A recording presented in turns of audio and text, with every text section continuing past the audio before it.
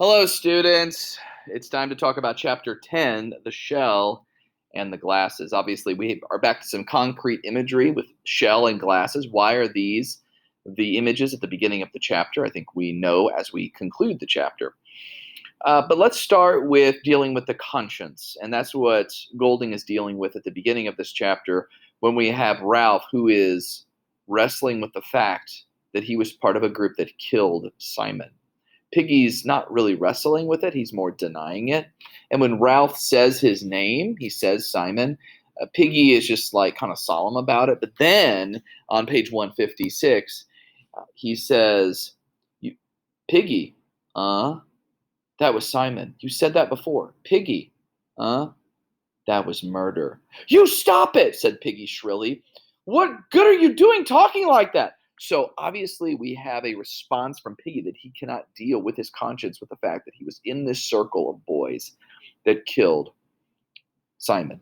The fact that Ralph uses the word murder is significant. There is a moral attachment to that word where there is right and there is wrong. And it's obviously wrong to do it. I don't think Jack has the same response as you recall. And then Piggy tries to justify it by saying it was dark and everything and that they were scared. And Ralph says, I wasn't scared, said Ralph slowly. I don't know what I was. And at that moment, we realize that Ralph is wrestling with who he is, his identity as a human being. And of course, we also are to wrestle with who are we as human beings? Who are we that we do things that are wrong? How do we reckon with the fact that we do wrong and others around us do wrong? That we do things that are quite bad, actually, or we even think things that are bad.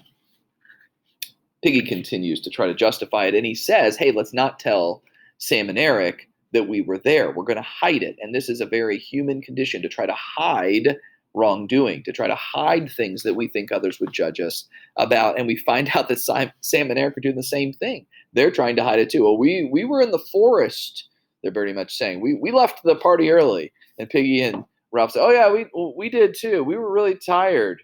Uh-huh. And then at the bottom of 158, the air was heavy with unspoken knowledge. They both know, but none of them can come to grips with it. Contrast that with what's going on in Jack's group. Jack obviously is taking this very differently. Before we see Jack, though, we see Roger, who is coming up to this new fort. It's going to be called Castle Rock in the next chapter, and it's being guarded. And we find out that Jack has taken little Wilfred and tied him up for no good reason, and he's just going to give him a beating, and nobody knows why. And it says at the top of 160, talking about Roger, he ceased to work at his tooth and sat still, assimilating the possibilities of irresponsible authority. So someone like Roger, who his immoral nature has not really been piqued, now he has some freedom in the fact that there's an irresponsible authority so that he can start to bring out his nature, which we saw kind of hinted at when he was throwing rocks in this diameter around one of the boys, one of the little ones earlier in the book. Jack then manipulates the boys, talking about how that creature was the beast, and that's, of course, Simon. So he's using this as an opportunity to flare up their fear, flare up their hatred, flare up their insecurity, and of course, make them feel like they're secure in the group, in the tribe. And that's what he's doing. Then you have something interesting in the top of 161, where this Stanley says, I expect the beast disguised himself. Perhaps, said the chief, a theological speculation presented itself. We better keep on the right side of him anyhow. You can't tell what he might do. A couple things going on here. Number one, they are changing the perspective of what the beast is. And that's significant because oftentimes when someone is in leadership in like a fascist society, the target is moving about what they're actually fighting. You're not really sure what they're fighting, but they're always fighting something, and the enemy can change. And so we see that happening here. With the beast, it was one thing, but now it could be disguised as something else. We see, too, that they feel like they have to sacrifice something to the beast.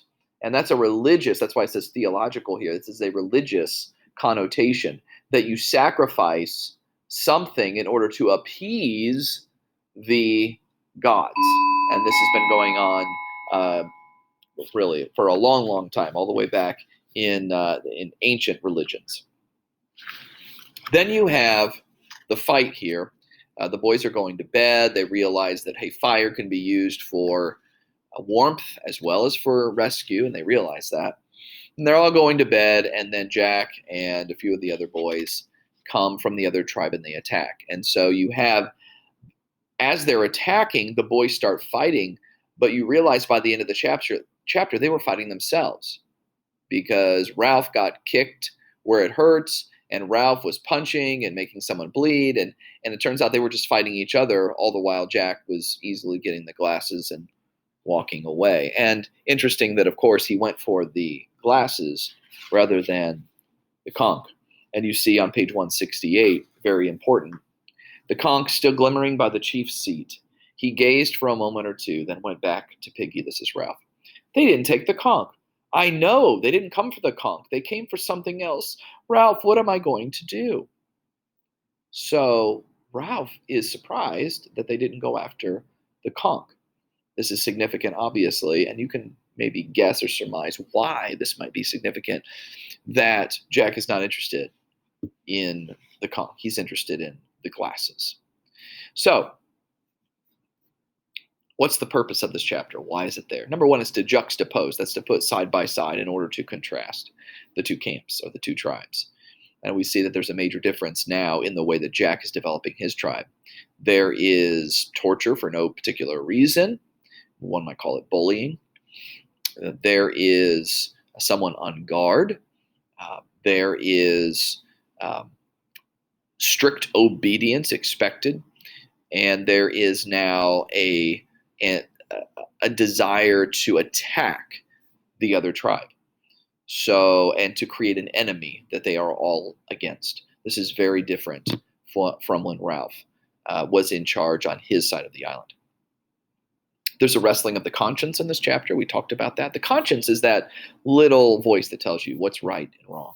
And then finally, there's violence between the tribes, and they're fighting over technology, specifically the glasses. Here's some questions to consider as we continue. We have 2 more chapters left. Why is Ralph the only one willing to admit that they did something wrong? Is he the only one with a moral conscience? What new freedoms do the boys in Jack's group feel because of the security of the tribe? Right? They have these new freedoms. They have the freedom, well, at least Roger feels a freedom that he can do more with that savage nature that he has. And we're going to see that come out. Why do Sam and Eric stay with Ralph? They could have gone with Jack. Why did they stay? Why do human beings hide ugly truths? We see them hiding what they did. What is it about humans that are hiding things from one another? And finally, why didn't Jack take the conch?